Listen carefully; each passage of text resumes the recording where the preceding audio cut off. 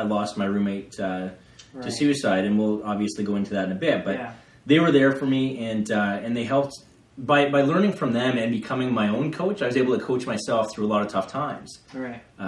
So as much as people might think it's kind of comical, right, it's the same thing. I mean, the amount of training that I have, if you were to compare it to a sex therapist typically only need an extra 10 additional hours of training in the field of sexology. Really? Whereas this took me about 200 hours to 200 complete. Hours. So and that's just, so what kind of material do you cover? I mean, obviously this is a lot, but... Sure. I mean, it starts out from anything from, you could have how to have a better sex life. You could talk about any kind of issues such as erectile dysfunction, early ejaculation.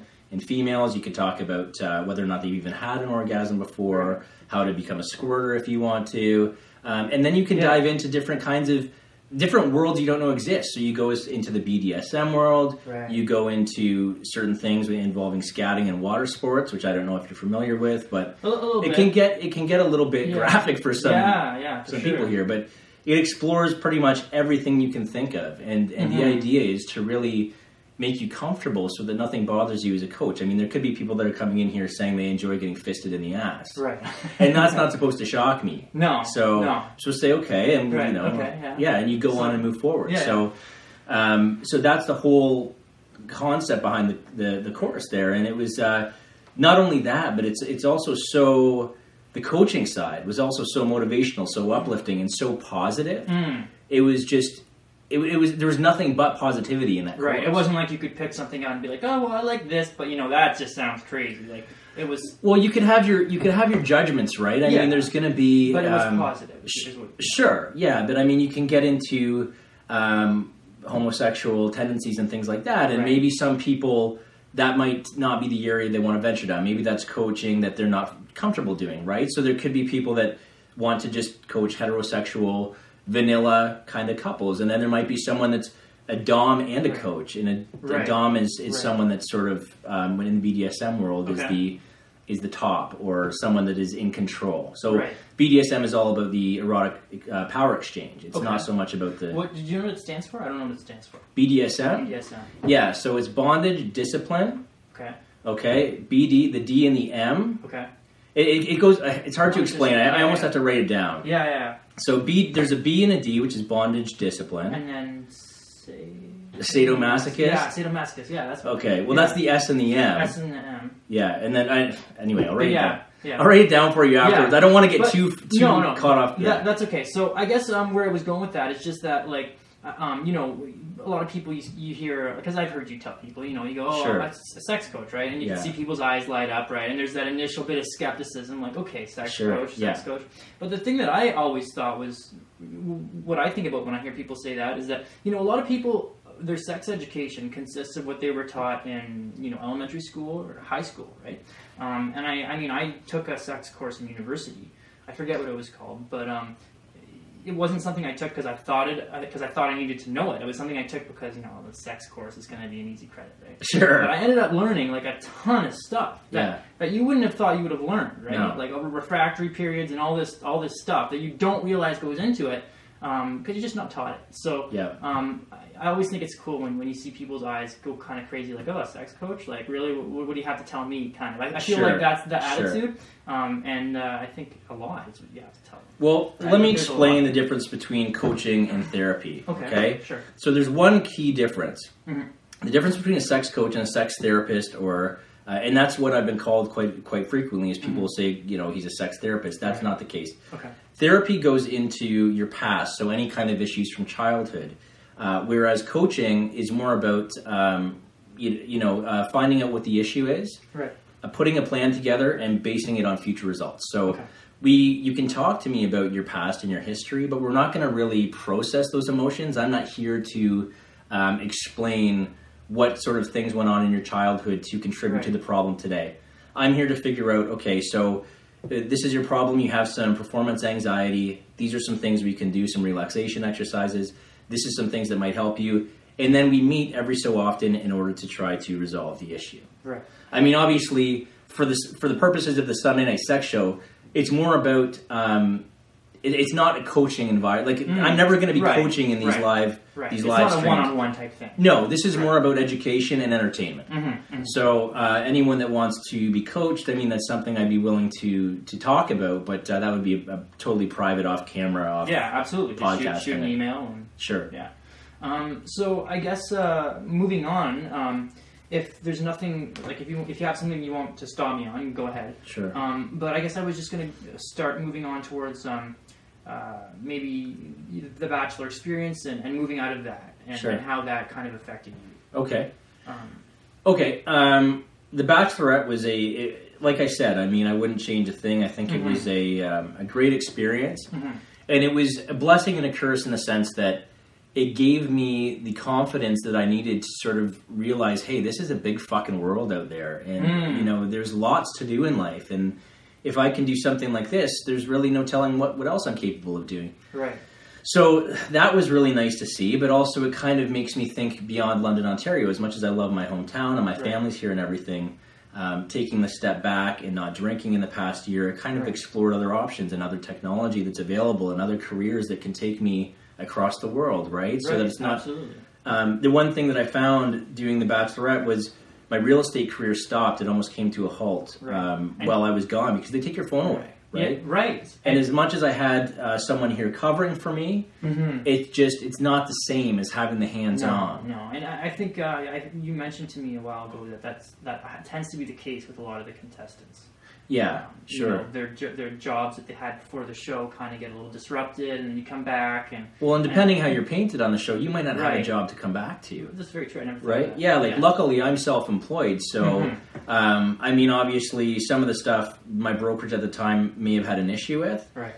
But at the end of the day, it's still something that I can work out between them. Or I'm a real estate broker. If I want to, I can start my own fucking brokerage. It doesn't make a difference. Right. So, like, at the end of the day, as long as I'm abiding by the standards in my career, I'll be fine. But from the sex coaching side of things, that was something that was really, I believe, the selling point to get on that show. Right. And it actually forced me to open up and be proud of the course I was taking, rather than kind of hide away and just kind of keep it a secret. Keep it one of those things that you just study by yourself. And look at the things that have happened from that. I've been able to travel to colleges and universities promoting consent. And that's phenomenal. I mean, I love that. And that ties back to, I mean, how you open the show. I mean, just telling everyone to be their open, authentic selves and not let, external events kind of manipulate who you are. Let your actual personality kind of shine. Shine. And just, and I think that I was always an individual who, like, just so that you know, and so that the people watching know, I always struggled with, I didn't know what it was at the time, but I always struggled with anxiety disorder. And panic attacks. And from an early age, I started I think it was 19, I tried my first antidepressant, my first anti-anxiety medication. And, but the problem was, at 19 years old, you're still drinking and going out, so you don't really know, or giving it a chance to work even. And I remember I took it for like 3 weeks. That's about how long it takes to even sort of get started in your system. Really? So I didn't know that. I didn't know that. I mean, when 3 weeks, wow. Even longer sometimes. I mean, they say to give it a month. So each time that you change a medication, it usually takes about a month to even have to start showing an effect. And if you're on a small dosage, then they can up it a month. You know what I'm saying? Right, it's absolutely. It's a very experimental process when you're fucking with your noggin. Yeah. So you first went on antidepressant at 19. Yeah. How many did you have to cycle through before you found one, or did you find one? And what was your experience with them? Okay, so I've had a pretty adventurous life, I guess, and I've been involved in risky behavior. And I think that a lot of that came from the fact that I don't think I really needed medication this whole time. I think that every time I went on a medication, I became someone different, someone that didn't give a shit, and at times scary. Right. So it kind of turned off that part of your brain that cared about certain things. Yeah, I mean, when I struggle with anxiety, which sometimes leads to depression, at times, like when I was younger, I didn't know what the fuck was happening. So I remember having my first real panic attack when I was 23, and I'll never forget it. It was up in Sault Ste. Marie. I was studying aviation. I mean, like the guy that's suffering from panic attacks, let him fly a fucking 250 horsepower fully aerobatic airplane. That's a great idea. yeah, so let him face his fear head on. Right. It wasn't their fault. It wasn't the school's fault by any means. It was me trying to face my fear of the anxiety by taking on another stressful career and thinking I could overcome it. Well, and it's interesting because I mean, obviously everyone has their own coping mechanisms, but I can personally identify with that because I feel like I have anxiety too, and sometimes that leads to depression. But I find personally for me, before I knew really what it was, whether it was anxiety or depression, because you're 19, you're 20, you can't put a label on these things. No, you just wake up and you're like, I feel. If you don't feel right today, you don't feel right. Sure. Yeah. So and that happens any day, right? I mean, we're not supposed to feel good every day. Right. Which is a whole other thing. Yeah, absolutely. Yeah. But I guess for me, I kind of tried the same coping mechanism. For me, it was never like, okay, so that makes me feel bad, so I'll go away from it. It was always like, that makes me feel bad, so I'm going to do like 20 hours of that, and I'm going to go do something that's even more intimidating than that, right? Well, it's kind of the society that we're raised in, right? Is show no weakness and especially for men. Especially for men. And I think that's the problem. I remember I released a video almost a year ago encouraging men to talk about these things because we're supposed to be strong all the time. And what is really strong is talking about this shit. Yeah. This is the hardest thing I've ever done. Yeah. Is talking about the hardest thing I've ever done is talking about how I ran to alcohol and drugs because of my anxiety disorder. How I was ashamed to be on antidepressants and anti-anxiety medication, even though, do you know how many people in the world are? A fucking phenomenal number of people. Right. Well, what I was going to say is that it's interesting that you talk about that and that of anxiety medication as something that's stigmatized. Just because I've never been on medication, but this past I don't know, was this month or last month when I had the Bell Let's Talk Day? On the 25th. It seemed like this year, more than last year, maybe that was just because I wasn't paying attention, but it seemed like this year, I saw a lot more of my friends on Facebook talking about mental health and actually being very, very, very honest and forthcoming. And, I have bipolar, I have anxiety, and I take this medication, and I take that medication. And it was really, really shocking to me, just because I never realized how many of my friends had a mental health problem or illness or anxiety or were on medication. And it was interesting not just because I didn't know that, but because you start to see aspects of a person's personality and go, oh, I totally see where that comes from now, right? And and hey, obviously it would be great if you didn't have this mental health issue, but that's what gives your personality so much color. Sure, 100%. It's really cool. And I think that as soon as people start to embrace that a little more, and that's the whole purpose behind Mental Health and Motivational Monday, is for people to come in and talk about some of the things they've gone through, just because somebody is listening. Whether if you hit one person that this resonates with, and maybe it gives them the motivation to say, you know what, I've been through this, I'm sick of hiding and keeping all my skeletons in the closet. This is nothing to be ashamed of. No one on this, I truly believe that no one on this planet, unless you're fucking Buddha and you're awakened, no one is mentally healthy. Right. No one is 100% mentally healthy. No, I don't believe I agree. I think you can slap a mental disorder on anyone walking around. Anyone. Oh, for sure. At any given time. Sure. Right. So, I mean... Or at the very least, if not some mental health problem, some kind of personality flaw or something that seeps into your mental health. Sure. So... But I mean, we are human too, right? We are allowed to go through things. We are allowed to have emotions. Let's face it, we're living in a society where at one point in time, that fight or flight response, your amygdala, it's the main generator of the fight and flight response in your brain.